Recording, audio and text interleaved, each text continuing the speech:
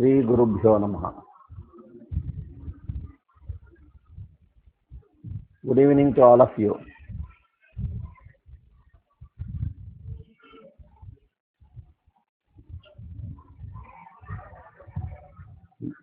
Now we will continue the class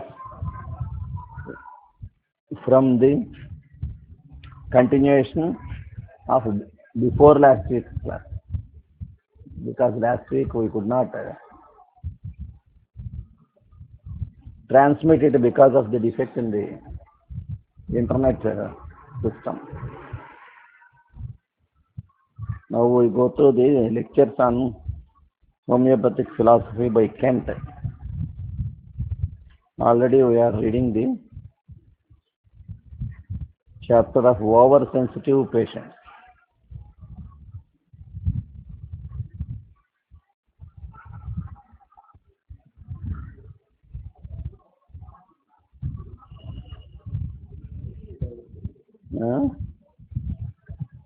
In the 63rd In the 63rd and 64th paragraphs, Hahnemann treats of the primary and secondary actions of medicine. There is no necessity for dwelling upon this subject. The primary and secondary actions of a drug are simply the one action of that drug. Some homeopaths have attempted to individualize between the primary and secondary action. It does not matter what the patient is suffering from symptoms which appeared in the primary action or from symptoms which appeared in the secondary action, that drug will cure just the same. The symptoms that arise are the symptoms that arise from the remedy, and they often seem to oppose each other. In the earlier stages, we have sometimes sleeplessness, in the last stages, sleepiness, and one state is sometimes more prominent than the other. For instance, in opium, some provers had sleeplessness first and sleepiness afterwards from the smaller doses of opium. It is known that opium has both sleeplessness and sleepiness, and if the doctor, if the other symptoms agree, it does not matter which one of the two is present.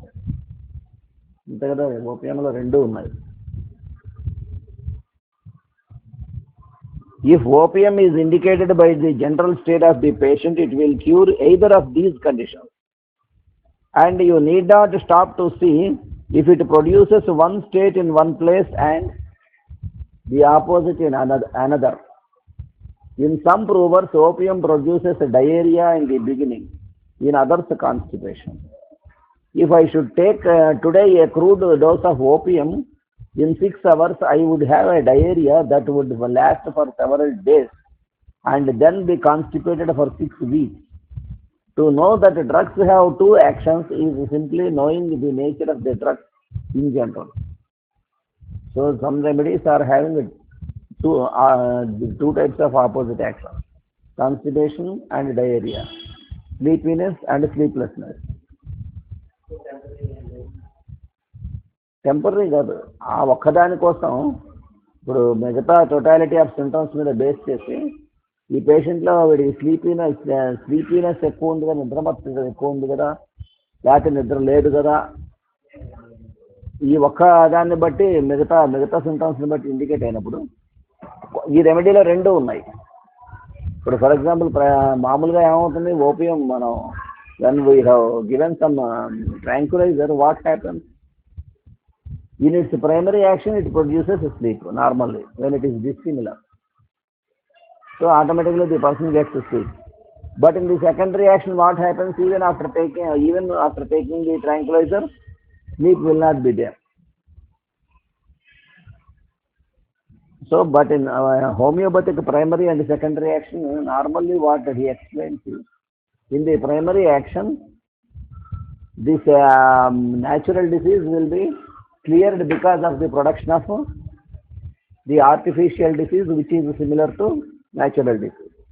So automatically the constitution will be affected with the artificial disease in the primary action. In the secondary action, what happens? The vital force itself will clear the drug disease. So that the vital, because of that only Hahnemann and Kent and Max VK, they have explained that the disease will be cured only by the vital force, not with the drugs. But in what way the drugs will help?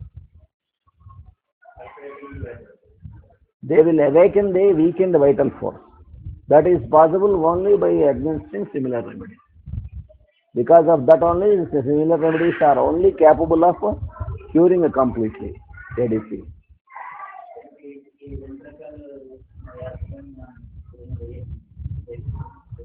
When if the patient is having more sleepiness, if the other symptoms are not similar to OPN, we have to think of. Or if the other symptoms are completely similar, and if the patient is having either sleepiness or sleeplessness also, we can give OPN.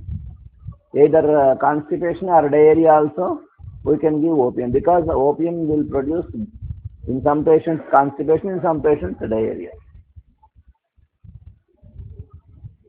To know that drugs have two actions is simply knowing the nature of drug in general. You will find another example in alcohol. Watch two drunkards, and you will see the double action illustrated. There are constitutional states in patients by virtue of which they are always affected in a certain way, and these states are often left after proving, and are found in those who have been poisoned by a drug. There are constitutional states in patients by virtue of which they are always affected in a certain way, and these states are often left after proving, and are found in those who have been poisoned by a drug.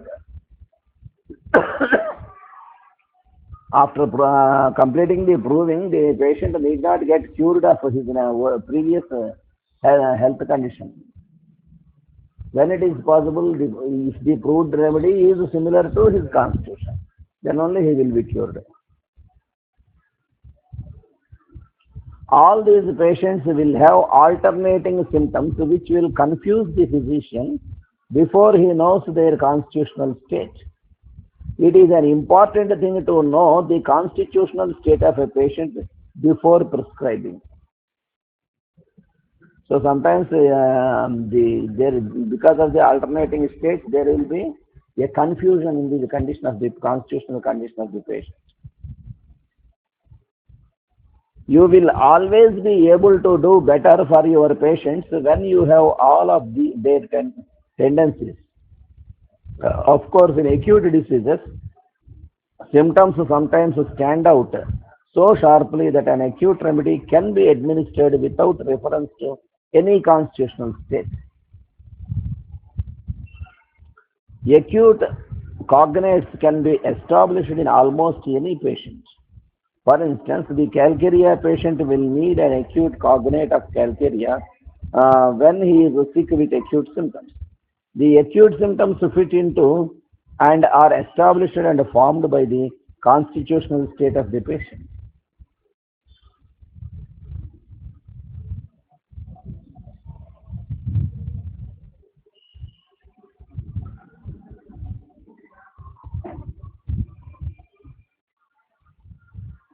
Now, the lesser writings of Kent.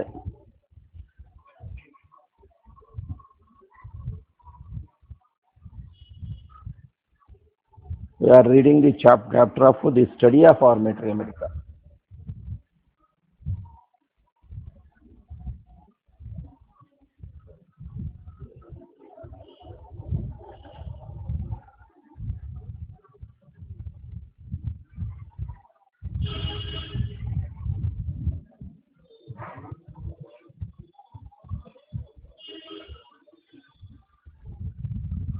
Some may study much longer than others to reach this mastery of a drug image.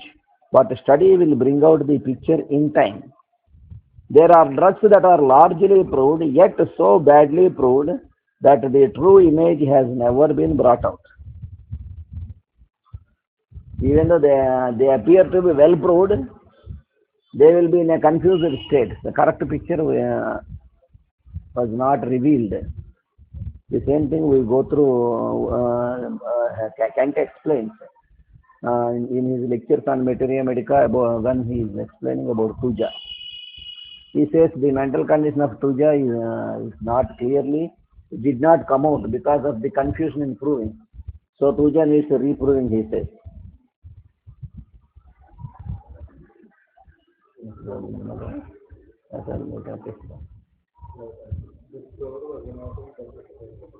అక్కడ దాకా తెలిసా?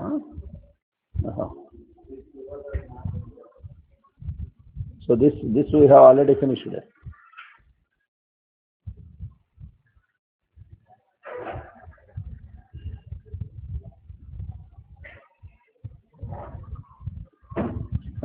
Let's see this one.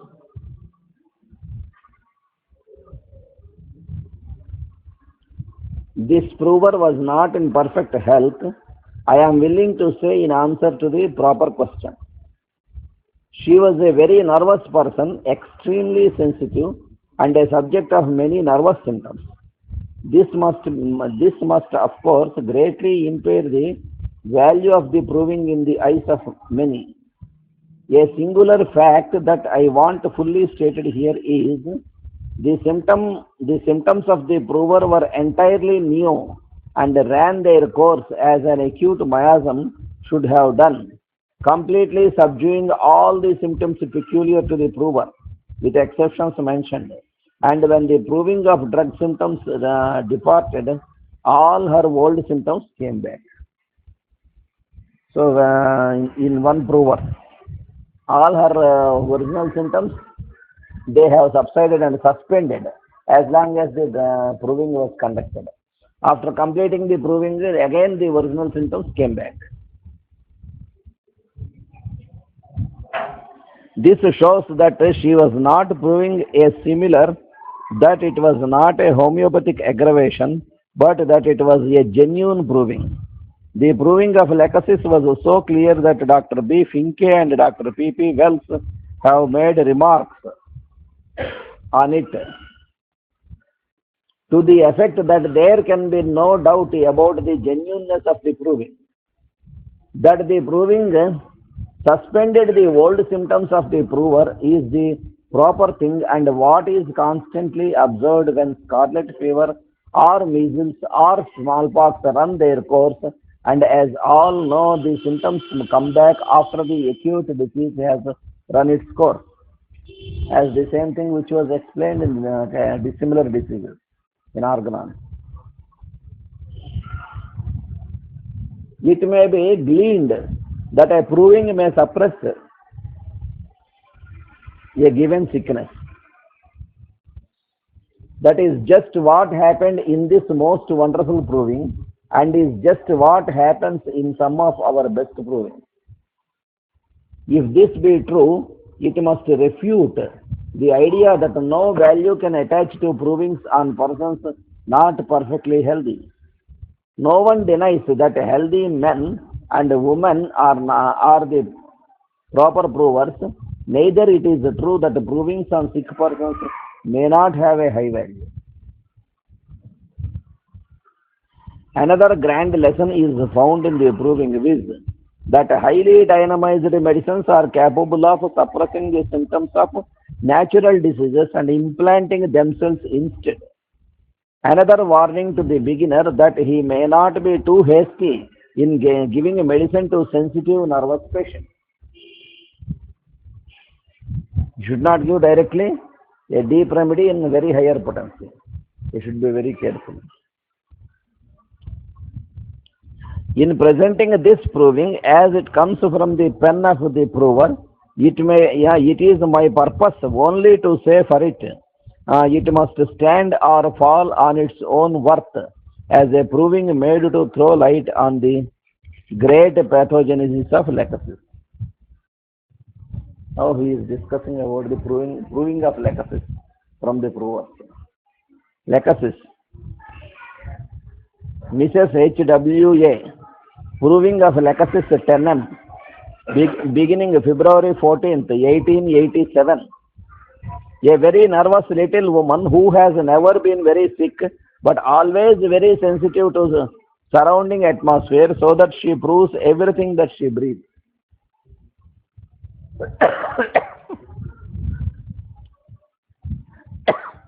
February 14th. Huh? February 14th. Took a few pellets dry on tongue. 1:30 p.m. Had felt better in a little while. Soon felt a severe heavy ache in both thighs as though they would come off or break. Slight amelioration by morning. Felt warm blood circulating in legs and feet. From knees down are usually cold. Felt happy and jolly in spite of severe aching. Could not stand as usual during shopping. Upper arms began to ache 3 p.m. Left worst. Pain in the legs diminished as pain in the arms increased. Could not carry a small parcel. Left arm aggravated by hanging. Left arm ameliorated by resting in coat. Coat జేబులో చేయబెట్టుకుని తిరుగుతూ ఉంటే కొంచెం బాగుంది. అలా పెట్టుకోకుండా hang చేస్తుంటే ఎక్కువైపోతుంది pain. Aching moved upward to the shoulder as though arm would drop out.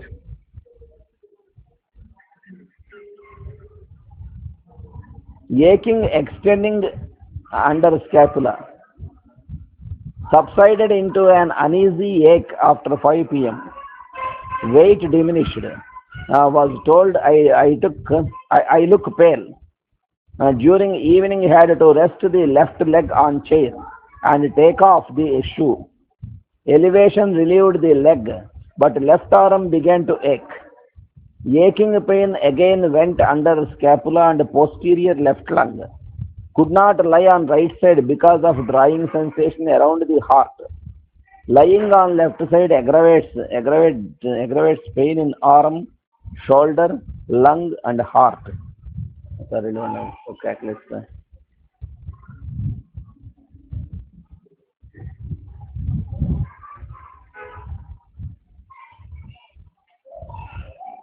Wondered if I would have heart disease, as my mother died of atrophy of the heart, restless and suffocated all night.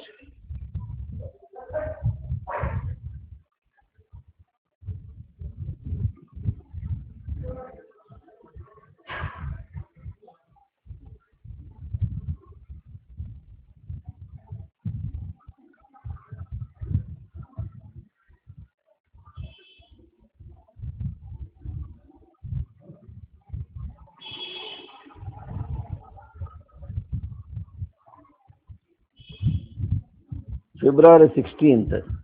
Could not study or give due attention. Heart ached and would stop breath as though it would palpitate, but it did not. Went to sleep that night listening to the beating in the head and ears synchronous with heartbeat.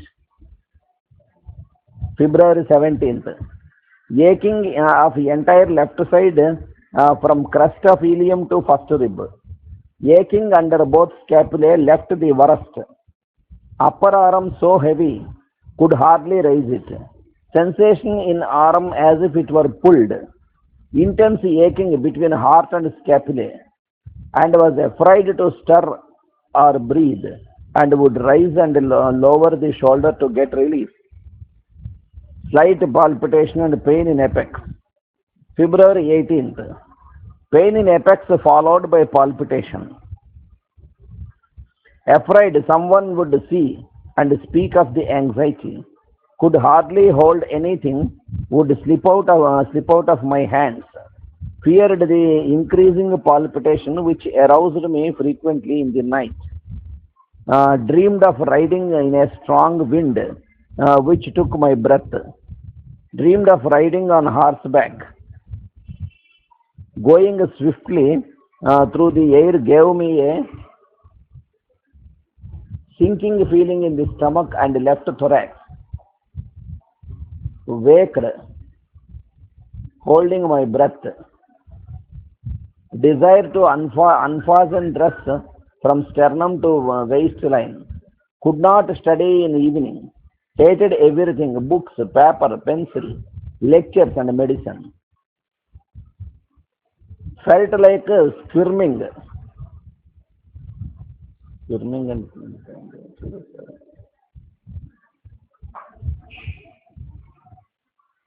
SQUIRMING.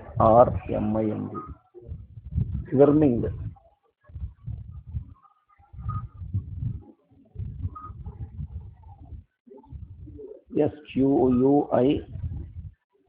SQUIRMING.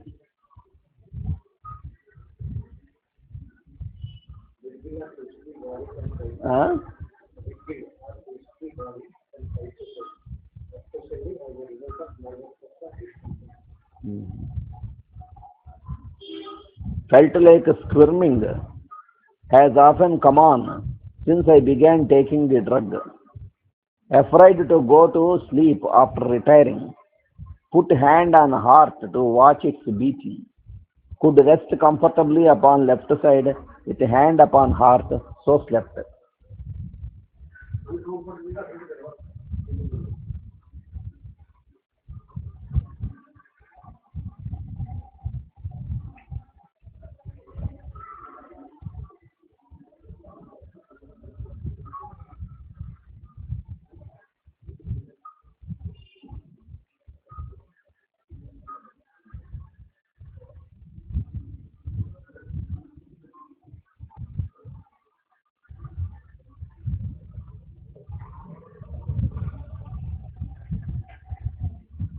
Lesser writings of Hahnemann. Prevention of epidemics in towns. That chapter we are reading.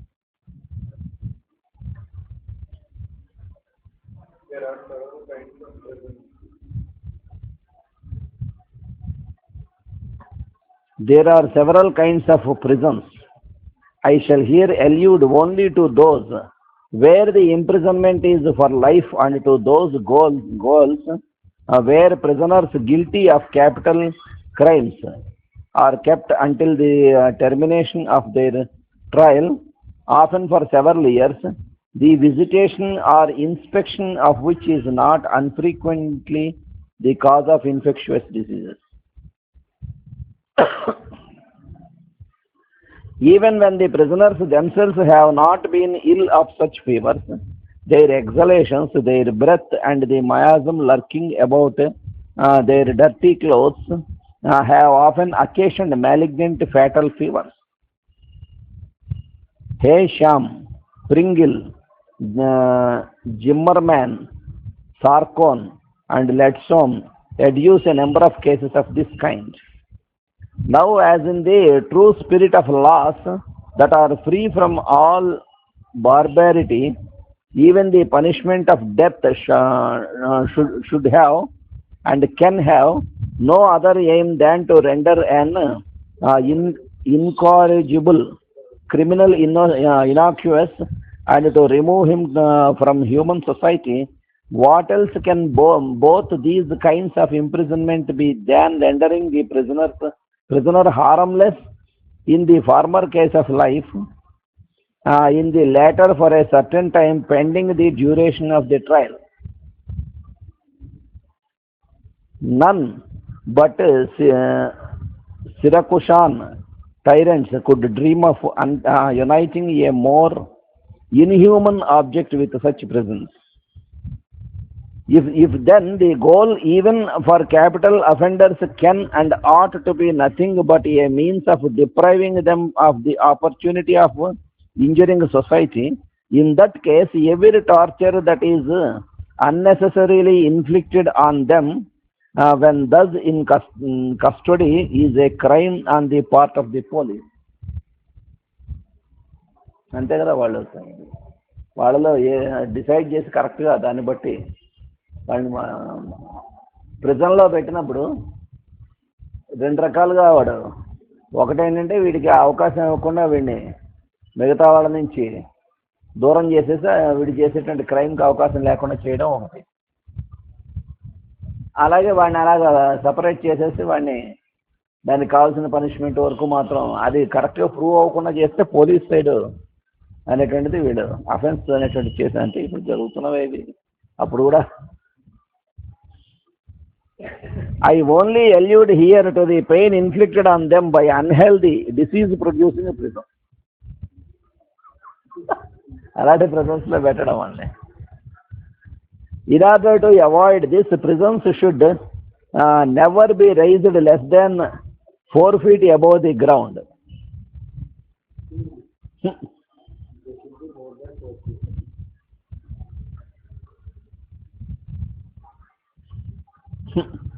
Never be raised less than 4 feet above the ground, and the openings of the windows, while they are sufficiently narrow, should be always so long as to allow the free access of fresh air.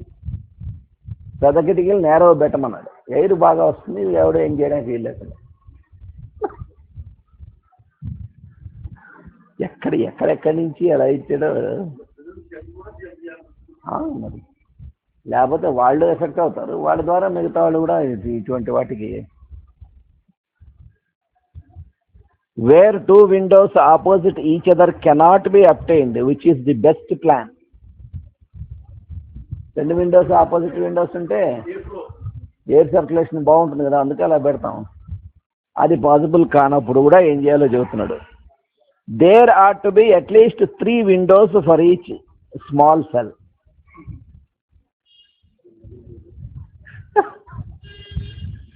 The floor should either be paved with slabs of stone or better with rounded stones, so that it may be deluged and scrubbed once a week with boiling water.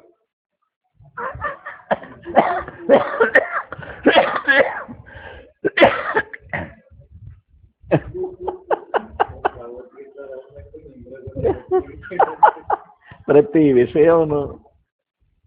The walls and roofs should be lined with wooden boards,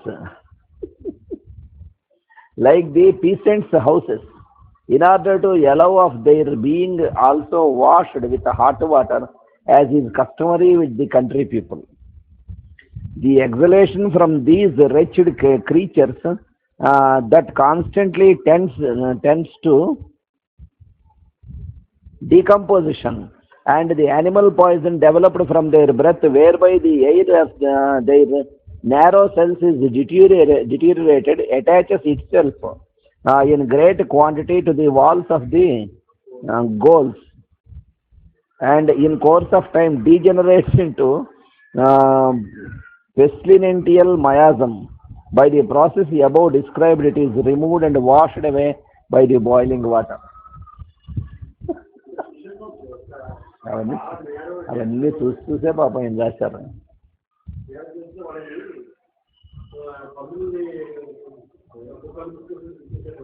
చేయడం ఇదివరకు ఎలా ఉండేది jail punishment అంటే.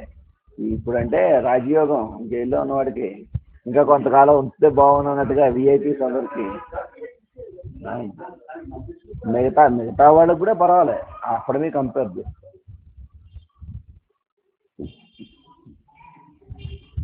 వాళ్ళు మనుషులే అనే భావంతో treat చేస్తున్నారు. అప్పట్లో అది ఉండేది కాదు. తప్పు చేశాడు కాబట్టి వాడికి అంతే శిక్షే అనుభవించాలి.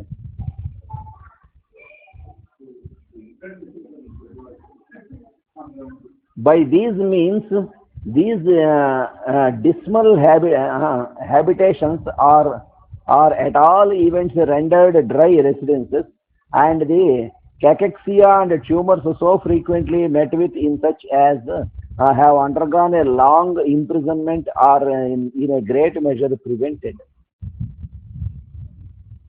Life imprisonment ఉన్నవాళ్ళు, లాంగ్ పీరియడ్ ఇంప్రిజన్మెంట్లో ఉన్నవాళ్ళు, for them these diseases can be prevented by this process.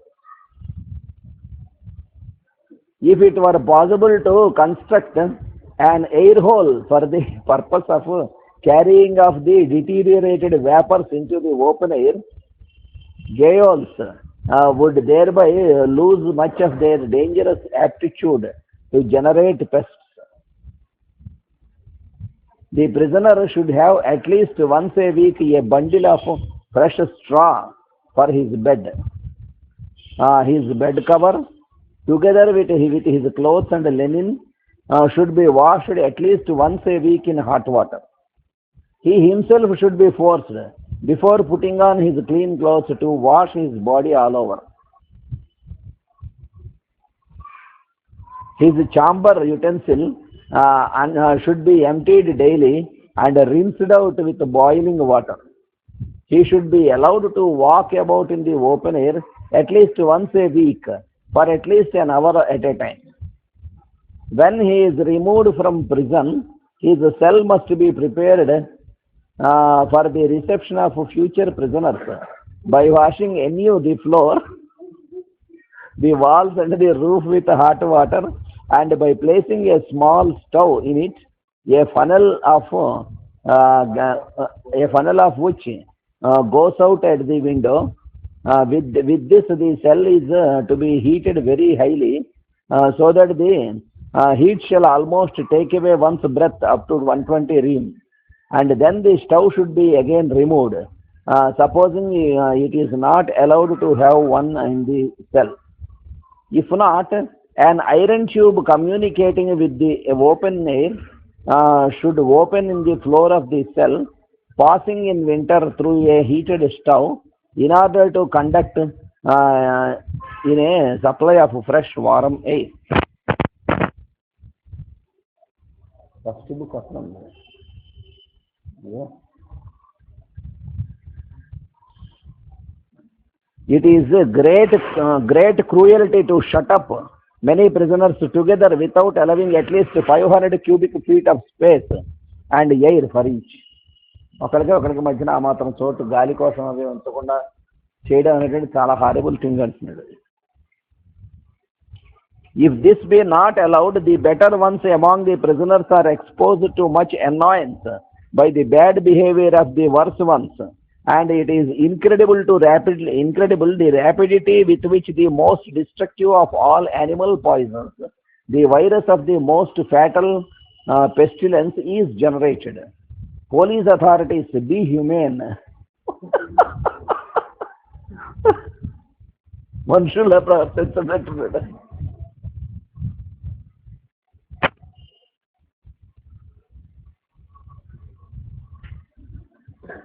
Clinical Materia Medica by Farrington. We are reading Sepia.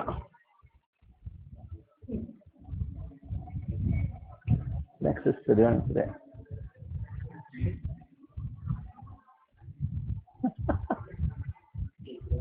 Lexus లో కూడా పైనుంచి కింద నుంచి పైకి వెళ్ళడం ఇక్కడ చెప్పాడు.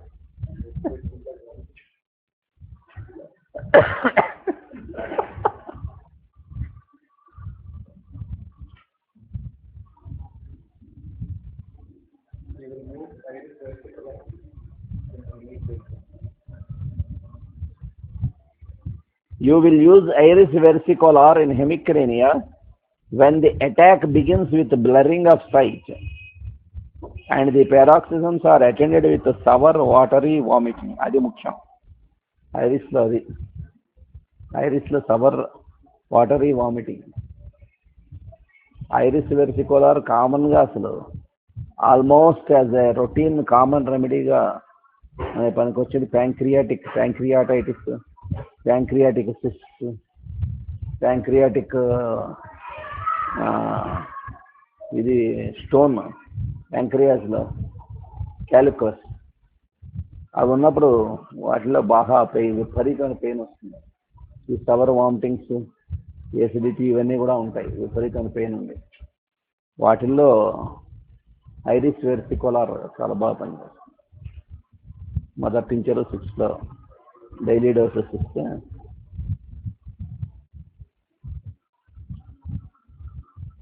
the pains involve the infraorbital and dental nerves with a stupid or stunning headache. Pulsatilla is very similar to sepia. Both are indicated by scanty menses, bursting, throbbing, boring, or stitching pain on one side of the head, obscuration of sight, white tongue, nausea, and vomiting. Pulsatilla has more vomiting and a thickly furred tongue with a clammy mouth and relief from cold air. The pains are shifting in character and are associated with chilliness. They are worse in the evening. In sepia, the pains recur in shocks or flashes with proportionate increase of heat in the head. The blurring of sight is associated with heavy eyelids, and the face, though red with headache in either remedy, is ordinarily yellow with sepia and pale with pulsatilla. అంతే కదా అంటే ఇక్కడ yellow saddle across the nose ఇవన్నీ explain చేస్తారు సెపియాలో. అయితే రెండిట్లోనూ కూడా తేడా ఏంటంటే Pulsatilla is emulated by cold, needs cold air and cold atmosphere, వేరే Sepia is also needs cold, aggravated by sun.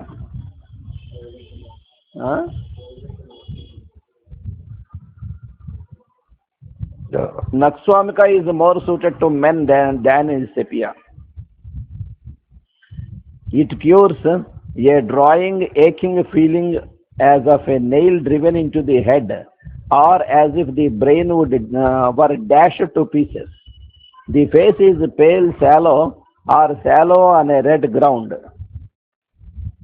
The attacks commence early in the morning and generally increase to a frantic degree.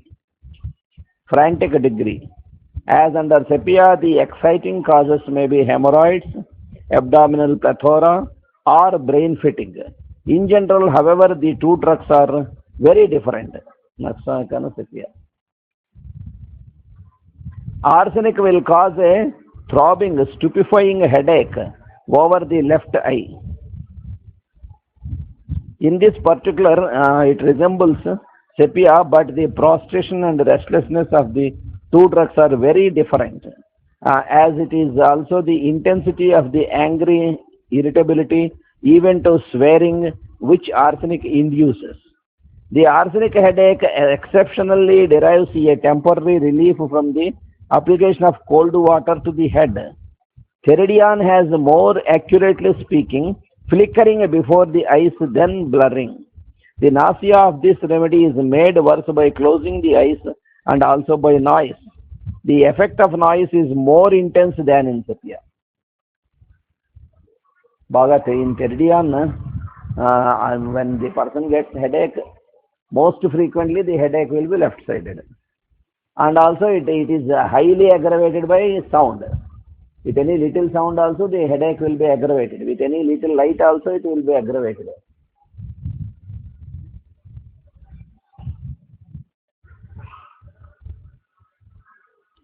The effect of noise is more intense than in sepia.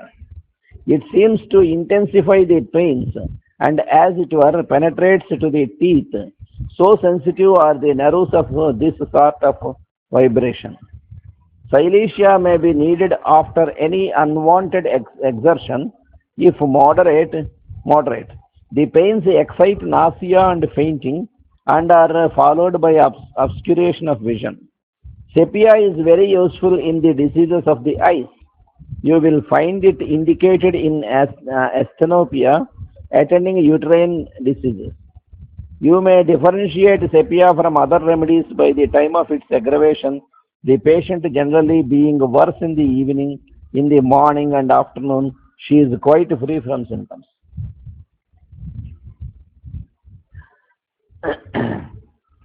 In conjunctivitis, you will find sepia indicated when the inflammation is of a sluggish type, occurring generally in scrofulous children. The scrofulous constitutions, the symptoms will develop slowly, insidiously, slowly. Tubercular constitutions అన్నిట్లోనూ కూడా, even in the fever also, in tubercular constitutions it starts as a small fever first. Daily for some time he will be getting, in some cases daily for sometimes, or sometimes especially in the evening the temperature rises for a few days, there won't be any other symptoms that indicate any horrible fever. Slowly it starts like that.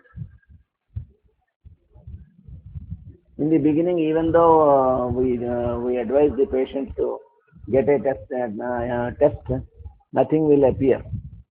Only even Vidal or these things will, everything will be normal. No typhoid, no malaria, nothing, no urinary infection. But from the beginning, if it is only in the tubercular constitution, in fevers with the tubercular constitution, so from the beginning, the ESR starts rising. That is almost a strong indication. But of course, only by basing on ESR we cannot decide.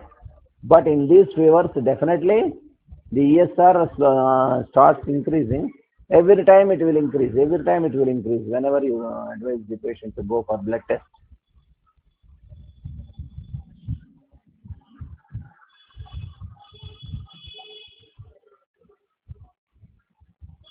In conjunctivitis, you will find sepia indicated when the inflammation is of a sluggish type occurring generally in scrofulous children. The symptoms are subacute. There is mucopurulent discharge in the morning. The eyes feel comparatively comfortable during the day, while in the evening there is an annoying dryness of the conjunctiva. The remaining eye symptoms of sepia we may summarize as follows: cataract, trachoma, with or without pannus, scaly lids, pustular lids, with eruptions on the face, eyes irritable to light, lids close in spite of him, eyelids droop, aching, sticking pains, worse from rubbing, causes uterine or liver diseases, scrofula, tea drinking, worse morning and evening, in hot weather, better from cold washing and in the afternoon. I have for years employed sepia in blurring of sight, etc., with prolapsus uteri. I have likewise found it efficient in asthenopia associated with exhaustion dependent upon loss of semen, whether of the voluntary or involuntary occurrence. In these respects, the drug is similar to natramur, lilium tig, jaborandi, and calicarb. The first of these superadds muscular weakness, internal necktie, stiff sensation in the muscles of the eyes on moving them, etc. There is running together of letters or stitches, but not the sudden vanishing of sight so marked in sepia. Lilium tig causes smarting of eyes, blurring with heat in the eyelids and eyes, sharp pains over the left eye, thus symptomatically resembling sepia. It has also burning, smarting in the eyes after reading, better in the open air like pulsatilla, spasm of accommodation. Study Jaborandi.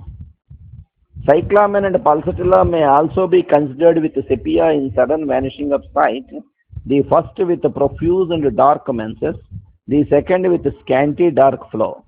But the cyclamen blindness accompanies a semilateral headache of the left temple, with pale face, nausea referred to the throat, and weak digestion. Under pulsatilla, which you may also use in conjunctivitis, there is a discharge of mucopus, but it is bland and is worse at night with agglutination of the lids in the morning. There are fine granulations on the lids. The patient is subject to repeated highly inflamed styes. Graphitis you may employ when the canthi crack and bleed, and the edges of the lids are pale and swollen as well as scaly. Graphitis lo natural ga asla anni chotla kanipistayi anni orifices lono anni mucous membranes lono. Tuja is indicated in eye affections of tea drinkers. Brown, bran-like scales accumulate about the cilia, and there are little tarsal tumors, little warts.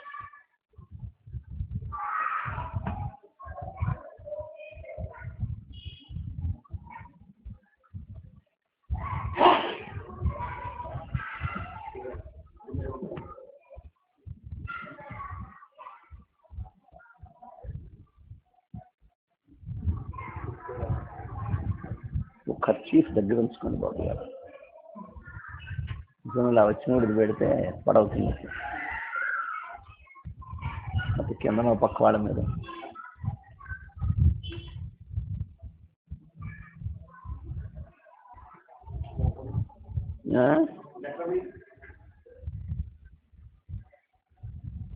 చేతులకు రాని జేబులో.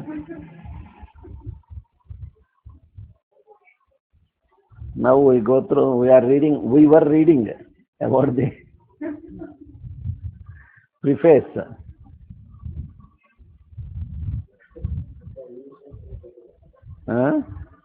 We have to read preface to 5th volume of the chronic diseases of animals. Dilutions and potencies, dynamization. Dilutions, properly so called, exist almost solely in objects of taste and of color. A solution of salty and bitter substances becomes occasionally more deprived of its taste. The more water is added, and eventually it has hardly any taste, no matter how much it may be shaken. So also a solution of coloring matter by the admixture of more and more water becomes at last almost colorless, and any amount of shaking will not increase its color. These are and continue to be real attenuations or dilutions, but no dynamization.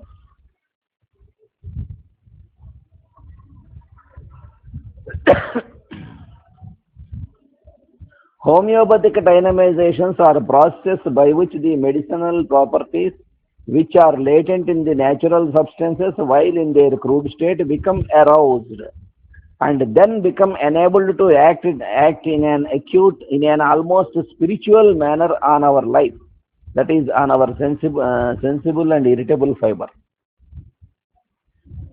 కాబట్టి dilutions హోమియోపతిలో dilution మీద base అయింది కదా అని కొంతమంది వాదిస్తుంటారు.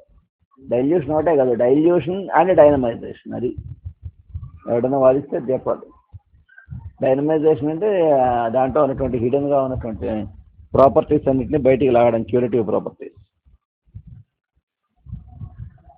This development of the potencies of crude natural substances, dynamization, takes place, as I have before taught, in the case of dry substances by means of trituration in a mortar, but in the case of fluid substances by means of shaking or succussion, which is also a trituration.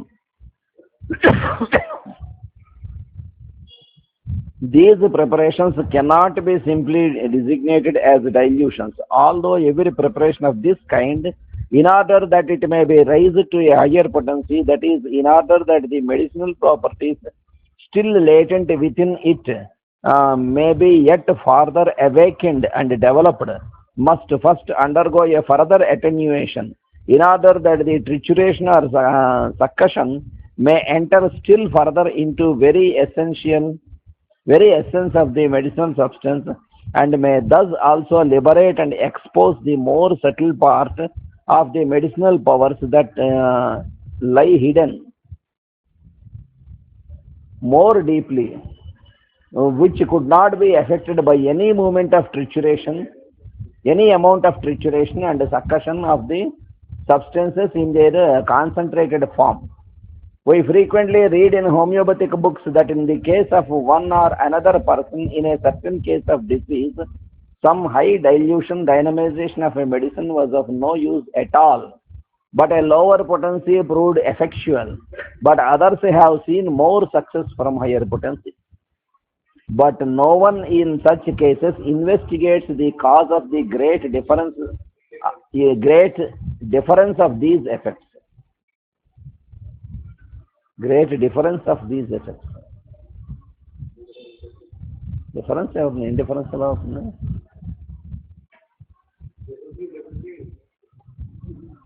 ఇన్నోటే తేడా.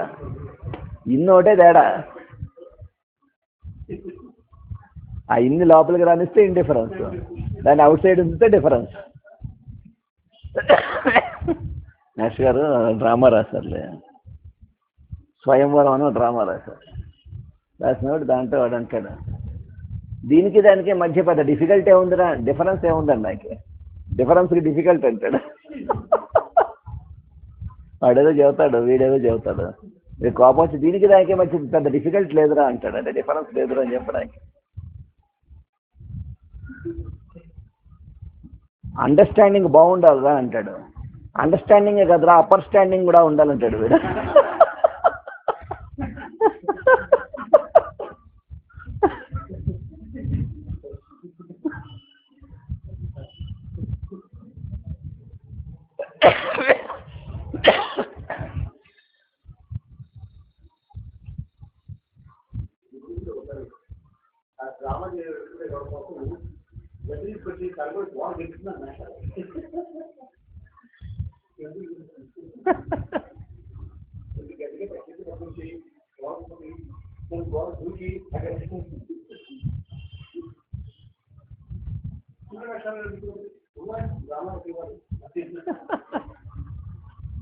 What prevents the preparer of the medicines, and this ought to be homeopathic physician himself.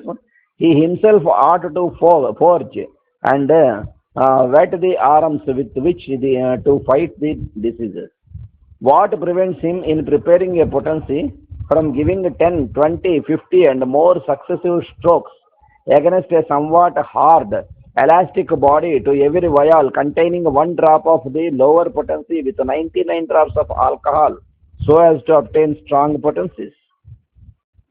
This would be vastly more effective than giving only a few nerveless successive strokes, which will produce little more than dilutions, which ought not to be the case. Okay, అదే సింపుల్గా ఇచ్చే strokes లాభం లేదు, గట్టిగా ఇవ్వాలి. The perfection of our unique art of healing and the welfare of the patients seem to make it worthwhile for the physician to take the trouble necessary to secure the utmost efficiency in his medicine.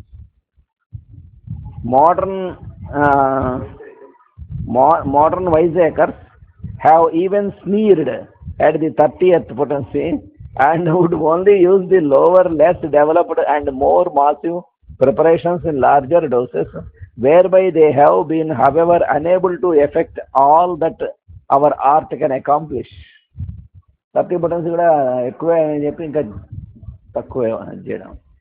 If, however, every potency is dynamized with the same number of successive strokes, we obtain even in the 50th potency medicines of the most penetrating efficacy, so that every minute pellet moistened with it after being dissolved in a quantity of water can and must be taken in small parts if we do not wish to produce too violent an action with sensitive patients, while we must remember that such a preparation contains almost all the properties latent in the drug now fully developed, and these can only then come into full activity. Paris, December 19th, 1838. Richard అయినది.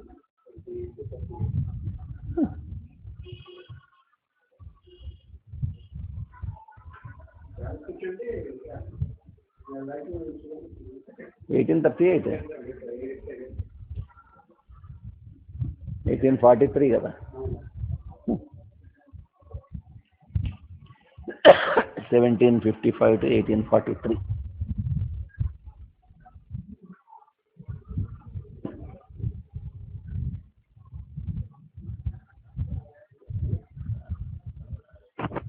Now we have to read cyclamen in Clark Dictionary of Materia Medica. Already we have finished in Kent Materia Medica.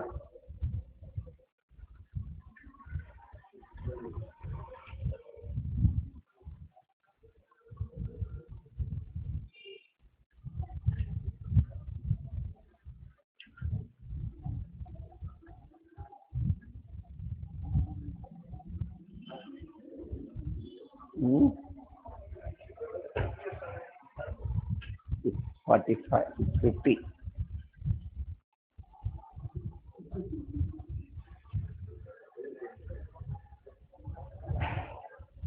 Cyclamen europaeum. కాబట్టి మిమ్మల్ని ఏం అడగదు, కోపడక్కర్లే.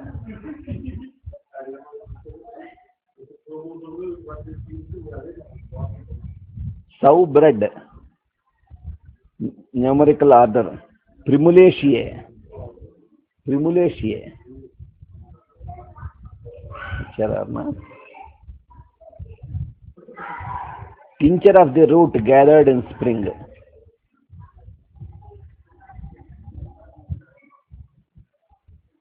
Characteristics.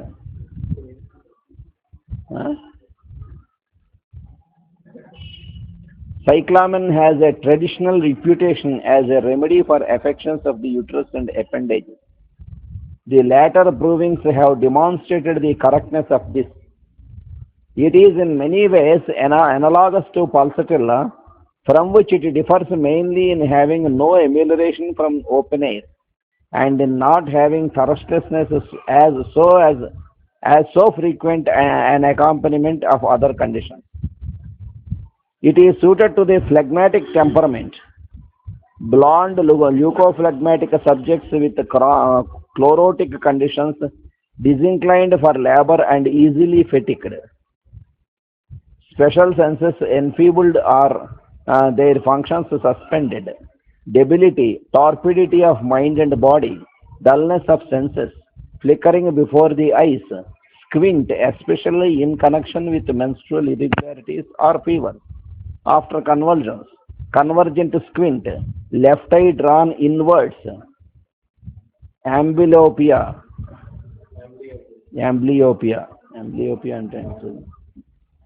అంటే diplopia, double vision. Diplopia అంటే double vision.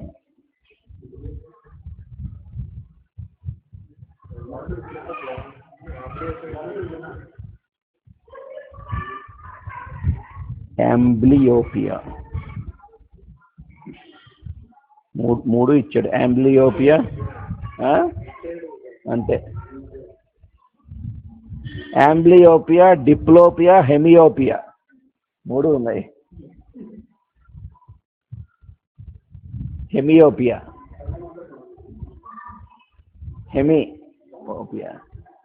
ఇటు సగం అయితే ఆ సగం ఈ సగం.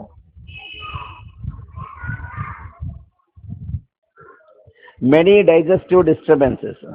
Saliva has a salty taste which is communicated to all food eaten. ఉప్పు ఎక్కువ వేసారనుకుంటూ ఉంటారు, మిగతా అందరికి సరిపోయినా.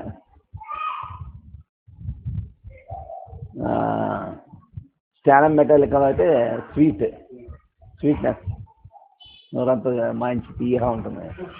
అది దగ్గొచ్చి ఫ్లమ్ వచ్చినా తీయగా ఉంటుంది.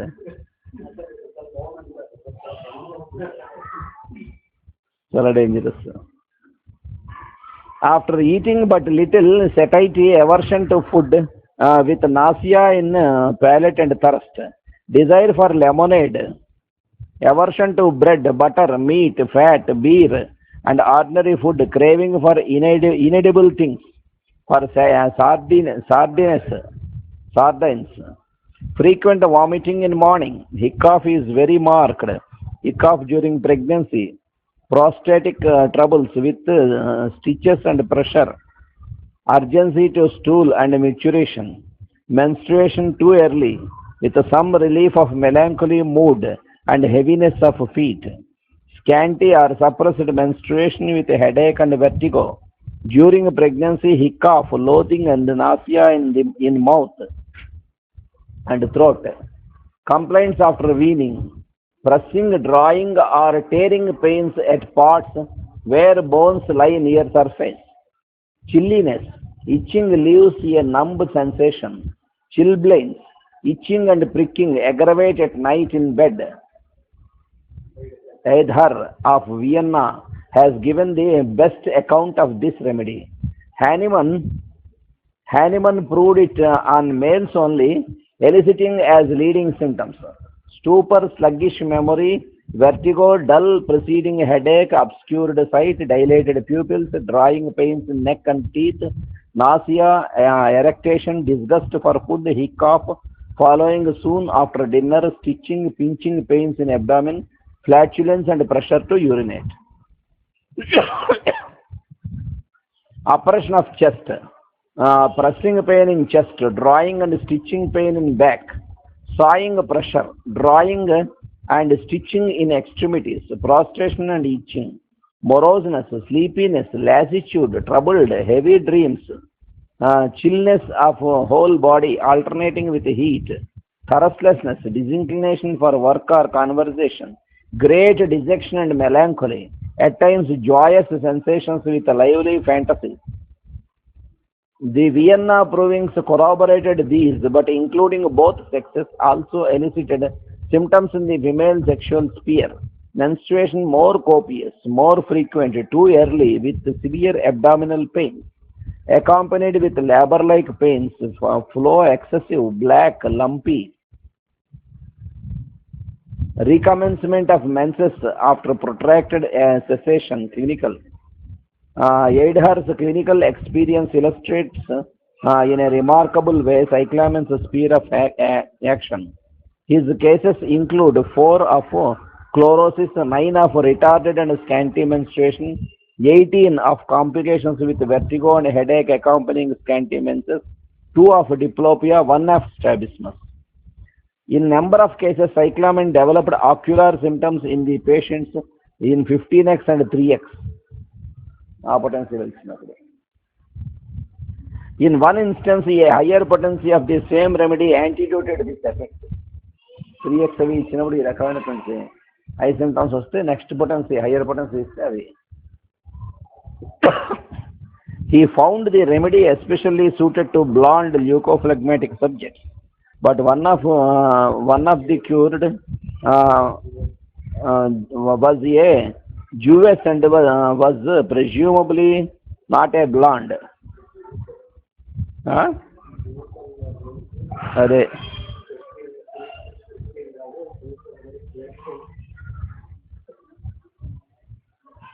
it will be noticed that the sleepiness, moroseness and lassitude and also the vertigo noted by Hahnemann are prominent in many of Eider's cases. Josepha K. 24, blonde, pale, delicate skin, pale lips and gums, had menstruated normally till 22, and she got wet at a picnic just as menstruation was starting. It stopped at once and did not reappear till 10 months later after vigorous use of all kinds of domestic remedies. ఎంత క్లియర్గా ఇచ్చాడు feet దాంట్లో రెమెడీస్లో చెప్తారు కదా vetting వలన వెంటనే సపర్స్ అయిపోతుంది menses. అసలు అందుకే కదా ఆయుర్వేదిక్లో మన దీంట్లో మెన్సెస్ టైంలో స్నానం అది చేయడం వద్దని ఈ బయటికి అటెండ్ అవ్వకుండా అపార్ట్ ఉండమని చెప్పేది కూడా దీనికోసమే.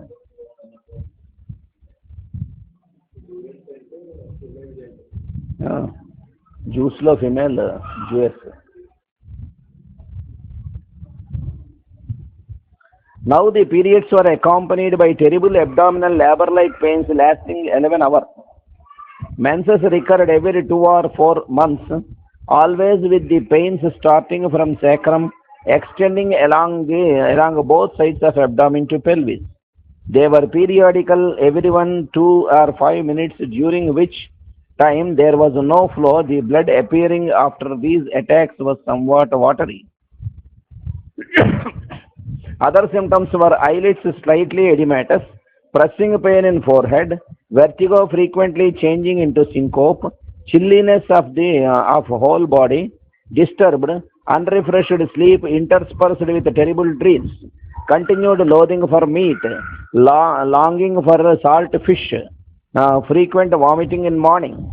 After partial relief from pulsatilla, cyclamen made a complete cure. నార్మల్గా పల్స్లో ఇచ్చేస్తూ ఉంటాం, అది పక్కనే ఉంటుంది. ఇది కూడా ఎందుకంటే ఇది ల్యూకోఫ్లెగ్మాటిక్ అండ్ బ్లాండ్, ల్యూకోఫ్లెగ్మాటిక్ అండ్ సేమ్ పల్స్టిల్ లాగా ఉంటారు వీళ్ళు కూడా. చేత పల్స్టిలా బ్రూనెట్స్, ఇగ్నీషియా బ్లాండ్స్, పల్స్టిలాకి బ్రూనెట్స్ అంటాడు, ఇగ్నీషియాకి బ్లాండ్స్.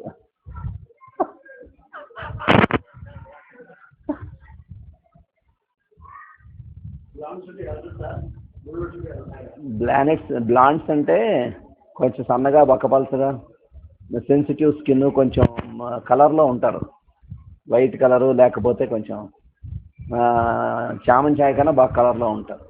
బ్రూనెట్స్ అంటే కొంచెం లావుగా ఉండి నల్లగా ఉండి కొంచెం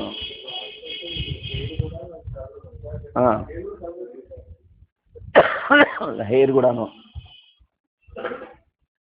ఇగ్నిషియాలో ఎక్స్ప్లెయిన్ చేస్తాడు, మళ్ళీ పల్స్టిల్లాలో కూడా చెప్తాడు. After partial relief from pulsatilla, cyclamen made a complete cure.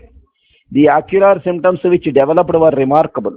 The vertigo and headache were untouched by pulsatilla, but quickly subsided under cyclamen 15x. On their disappearance, she saw fiery flames dancing before her eyes on awaking at night. And in the morning, she saw everything double. And she had the hallucination as if two persons lay in her bed and that the body of the other overlapped hers by half. Cyclamen was discontinued in 2 days. Cyclamen was discontinued and in 2 days her sight was normal. ఎందుకంటే సైక్లామిన్ ఎక్కువ వాడడం వలన ఆ రకంగా అయింది, అందులో లో potency వాడడం. అదే సైక్లామిన్ 30 కానీ 200 కానీ వేస్తే ఈ bad effects. Anna F. 20, blonde, menstruated since her 10th year. In 17th year, suffered from chlorosis. Ever since menstruation regular, but lasting only 1-2 days in a moderate degree. He is troubled also at other times by vertigo and pressing pain in forehead and temples, which attacks are ameliorated by foot baths with ashes.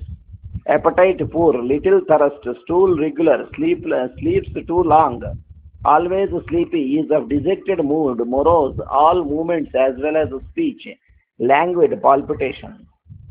Pulsatilla made no change. Cyclamen 3x quickly improved headache, vertigo and spirits. After 3 days, sight became obscured and there was glimmering before eyes. A vivacious Jewess 16 menstruated twice regularly after the first commencement in June, then went 6 weeks, and by the end of December the recurrence entirely ceased.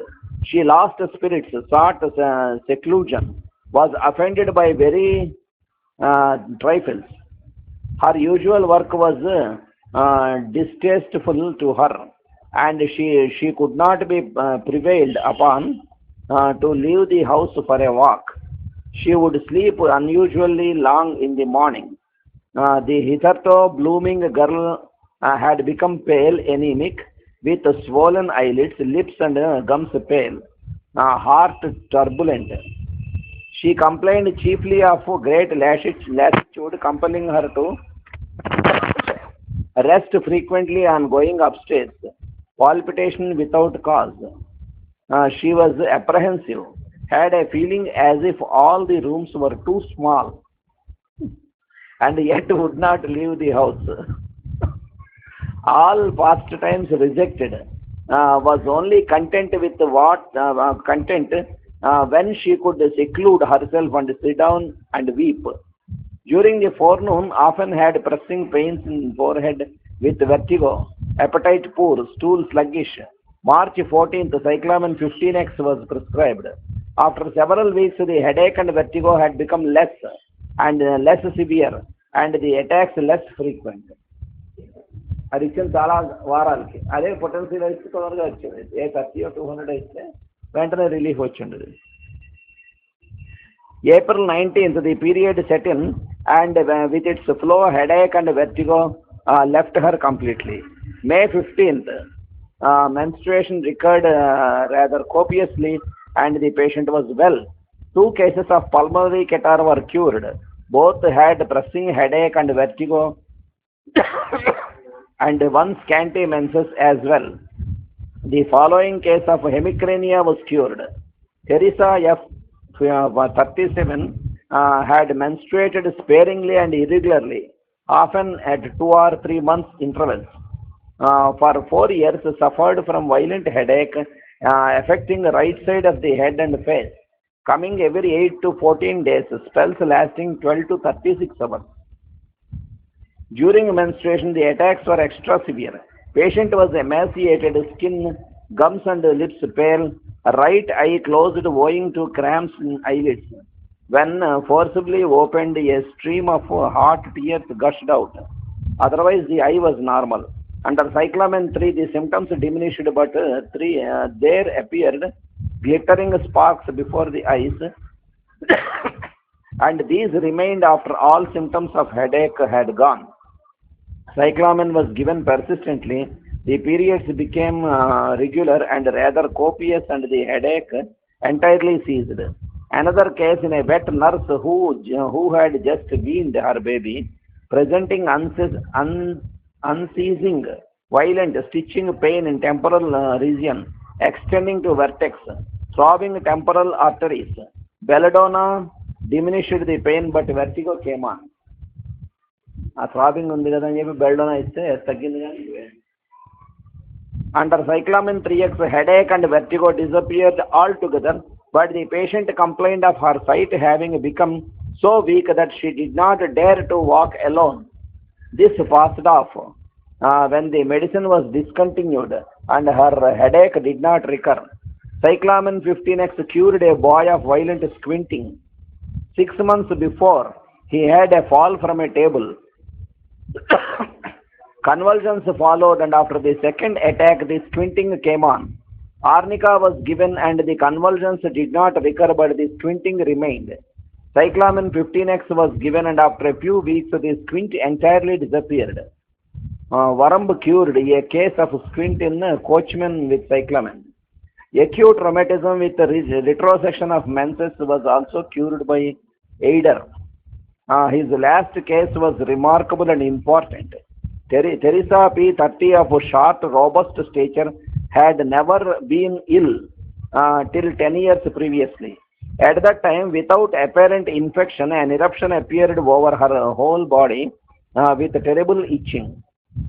It was declared to be itch and was driven away with sulfur ointment. With the receding of the eruption, her eyesight waned, so that she was soon unable to walk without a guide. She sees large objects only in outline, and only then if in a strong light. In closed rooms, she cannot discern anything. The pupils are dilated, but there are no other objective symptoms. She had never menstruated. She complains of congestions of blood about every 3 or 4 weeks, accompanied by headache, a pressing vertigo, heaviness and frequent trembling of the lower extremities, and of a pressure towards the parts. For several months, she experienced an itching of the skin over the whole body, which becomes intolerable, especially during the time she would have the period. There is nothing to be seen, however, on the skin. In September, sulfur 15x was given and quickly relieved the skin symptoms. But later, in the beginning of December, she sought relief for a violent headache and vertigo. Cyclamen 3x lessened these by the 4th day. A week later, she reported both symptoms gone, but now fiery balls danced continually before the eyes. Cyclamen low potency ప్రతి చోట అది వచ్చినప్పుడు ఇంకో high potency try చేస్తే బాగుంటుంది. Cyclamen 15x 3 times a day. Shortly after, that is December 27th, the fiery balls ceased to trouble her. Early in January, the menses reappeared with considerable abdominal pains, and the headache and vertigo had disappeared altogether. Thereafter, menses appeared regularly and copiously. From Dr. Eider's account, no improvement appears to have been affected in the power of vision. Dr. George Royal records another use of this drug.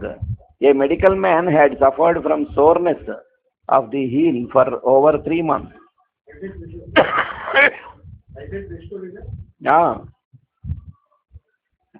The soreness seemed to be in the bone and was aggravated by sitting or standing, not so much noticed on walking.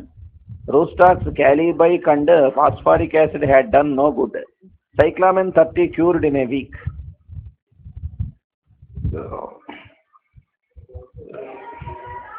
It also cured in 3 days, a case almost identically similar. The only aggravation here was on standing. Cyclamen has cured migraine with scintillations after the failure of iris sphere. In the case recorded, the headache increased as the vision returned. The head seemed about to burst. Calibyke. Itching, pricking aggravated at the night in bed. Many symptoms are aggravated by rest, ameliorated on walking about. Sitting aggravates menstrual flow. Drawing shoulders forward aggravation. Drawing them backward ameliorate twinges in back. Many symptoms are aggravated at night. Open air aggravates. Cold air ameliorates headache. Ameliorated from cold water. Ameliorates headache. Ameliorated from moistening diseased parts and from bathing. Aggravated from eating at night.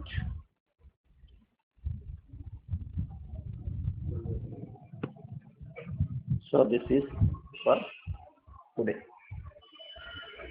स्वस्ति प्रजाभ्यः परिपालयन्तां न्याय्येन मार्गेण महीं महीषाः गोब्राह्मणेभ्यः शुभमस्तु नित्यं लोकाः समस्ताः सुखिनो भवन्तु लोकाः समस्ताः सुखिनो भवन्तु लोकाः समस्ताः सुखिनो भवन्तु ॐ शान्ति शान्ति शान्तिः वासुदेव वासुदेव वासुदेव